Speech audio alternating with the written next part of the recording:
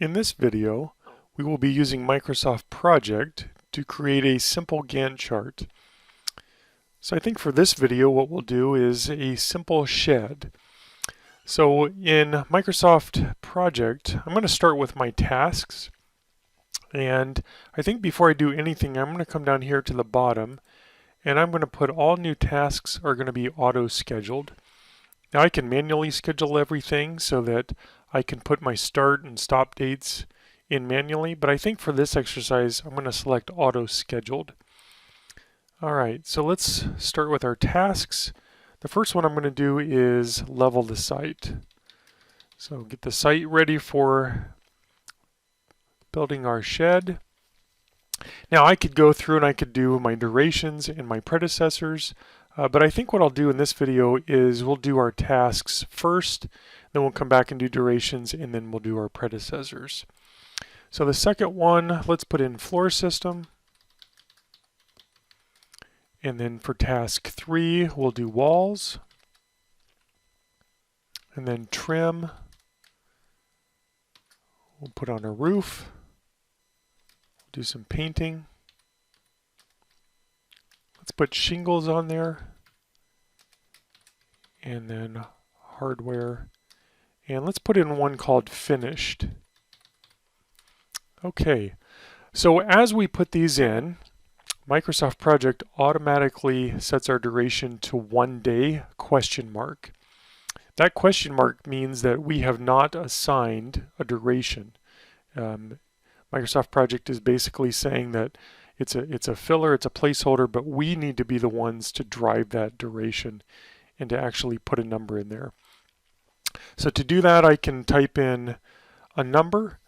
So for example, leveling the site might take 1 day, so I can either do 1 and then type out the word day, or I can put 1D for day. I could do a W for a week or M for month.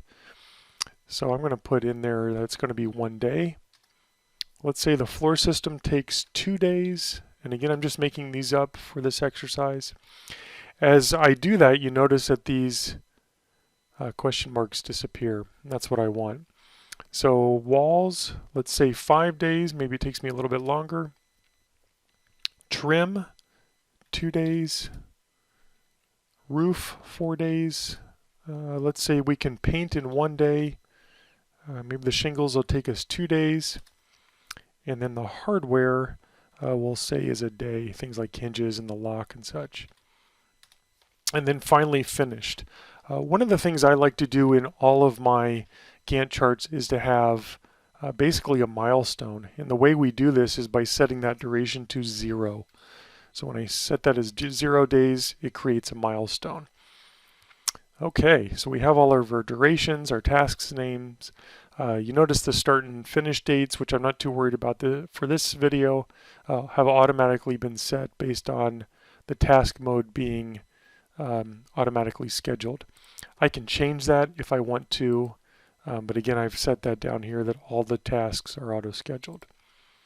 Okay, so I want to set my predecessors. You notice my Gantt chart, everything is starting on the same day, and we know that the hardware is not going to be the same day as leveling the site. So I'm going to use my predecessors to say which tasks come before another task. So for the floor system, I'm not going to do the floor system until I've leveled the site, which is task 1. So my task numbers are over here on the left-hand side. So that is task 1. And as I do that, over here on the right-hand side, my Gantt chart, those lines, now it becomes a waterfall or a stair step, and that's what I want. So for my walls, let's say that's task 2. Maybe for my trim, I want to let's put the roof on, so we'll do task 5. For the roof, I want my walls on first. That makes sense. For painting, task 7. And shingles, task 4. And then hardware, task 6. And then for everything to be finished, I want task 8. So I know when I finish task 8, it points to task 9, and that means finished. So I'm going to put on there 8. All right, that's looking pretty good. Now you notice on the right hand side, everything comes, so I've got one task, then another task, and then another task, and another task. That's what I want. It's not a real nice stair step, so technically this is correct, but I could make this a little bit easier to read and more of a stair step or a waterfall look to it, which for most people that's a little bit easier to read at any given time. So the way I can do this is by moving these tasks around. And the way I do that is I'm going to move trim. So I'm going to move trim down. So I'm going to grab this one by clicking on the row, and as I hover over the number or the task number here, I can drag it to where I want it. So I can move it to here, and I can start to clean up these items. So let me move paint down a little bit.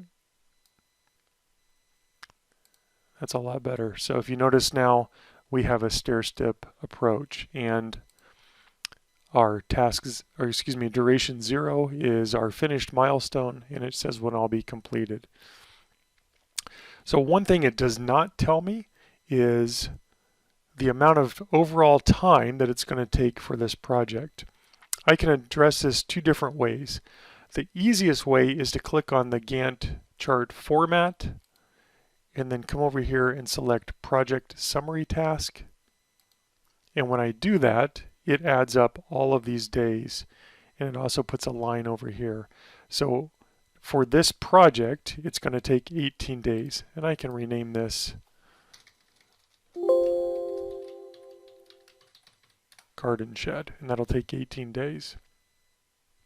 And that's how we create a simple Gantt chart in Microsoft Project.